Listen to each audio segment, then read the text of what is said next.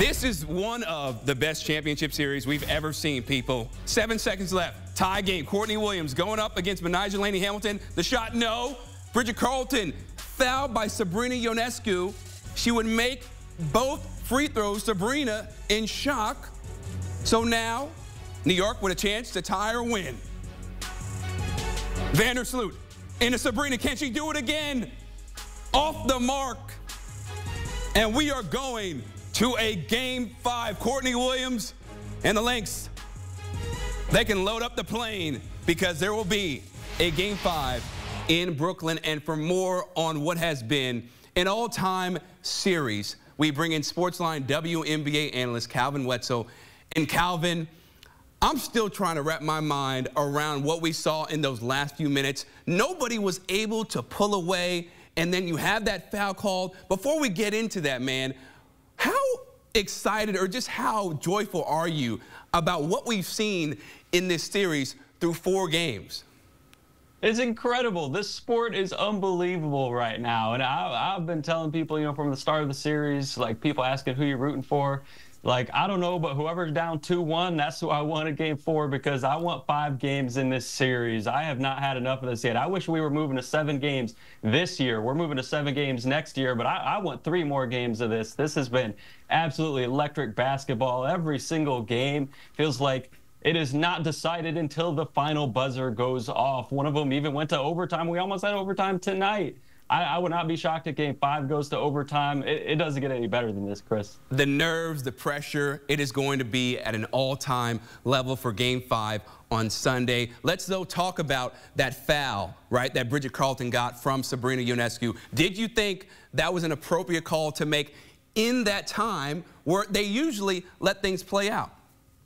Yeah, I did. I'm not big on kind of changing how you call the game in the last 10 seconds or 15 seconds compared to, how you would call the game throughout the game. You could make an argument that in the playoffs, they let a lot of things go even from the start of the game, maybe compared to the regular season, and that maybe has been the case in this series. But I do think that was a foul. I think it's the correct call, and regardless of the situation, I think it's a call you got to make. And the Lynx, they were able to convert Bridget Carleton the 2 biggest free throws of her life. She knocks down both of them. She wasn't the only player, though, who came ready for this Game 4 where they had to win.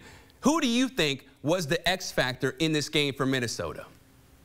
Well, I honestly think there's a couple. To start with, Alana Smith, I did not think she would be 100%, but 12.7 rebounds in almost 30 minutes. She looked great tonight coming off of that injury. But Courtney Williams, we have to talk about Courtney Williams and what she has meant to the Lynx all series, and really this series feels like it's kind of capping off her journey from shooting guard to point guard over the last couple of years. And you see the way that she's been distributing the ball and getting other teammates involved. 7 assists tonight, but she's also, as they kept saying on the broadcast, in her bag. She's got that midi going, and even though she didn't hit it, I think the fact that last play, tie game, shot clock off for the Lynx, that they basically just cleared out and let Courtney Williams go one-on-one and go try to get a bucket. It still led to points because Bridget Carleton was able to rebound her miss. But the fact that that was what they drew up, I think, speaks volumes to the confidence that she has and the confidence that she's playing with right now. 100%. She is so fun to watch. I remember she had that up and under layup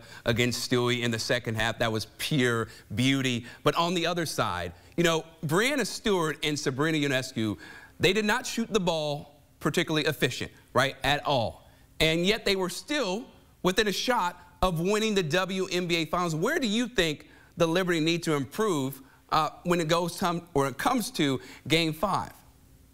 Yeah, well, I think those two got to make shots. Like you said, they were 10 for 36 in this game combined. You could put a positive spin on that and say, well, if you're the Liberty, you still almost won this game despite those two shooting 10 for 36. And you got to think they'll shoot a little bit better in Game 5 at least, and you're going to be going back home. But on the other hand, it feels a little bit familiar for the New York Liberty. They're obviously 0-5 in finals all time, and they've had moments before when you look back to last season where those two didn't really step up very much. Breanna Stewart wasn't very good in the finals last year.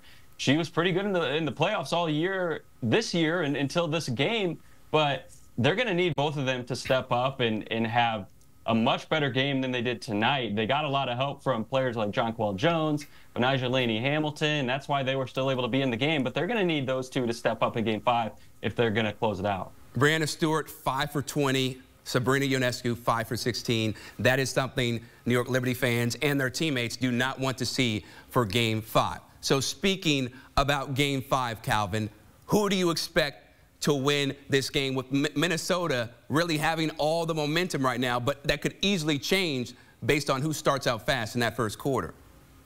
Yeah, well, we've seen the Liberty start out fast in first quarters, I think more often than we've seen the Lynx, and they're going to have their home crowd. They're going to be playing with an edge, and I do think the Liberty are going to come out on top in this game. I thought that tonight, and it didn't happen, so ultimately I think it's going to be another really close game and come down to the wire. But at the end of the day, the Liberty know, like, this is their last shot. They got nothing else to work with at this point, and they didn't get it done last year. This was supposed to be their year. Once they got past the Aces, took a 2-1 lead, they have to get it done at home. I think all the pressure is on them, and I think they are going to deliver. All right, so you got New York winning it all, their first ever WNBA title. We'll see if it comes to fruition. Calvin Wetzel, always appreciate you having you on. What a game here in Game 4.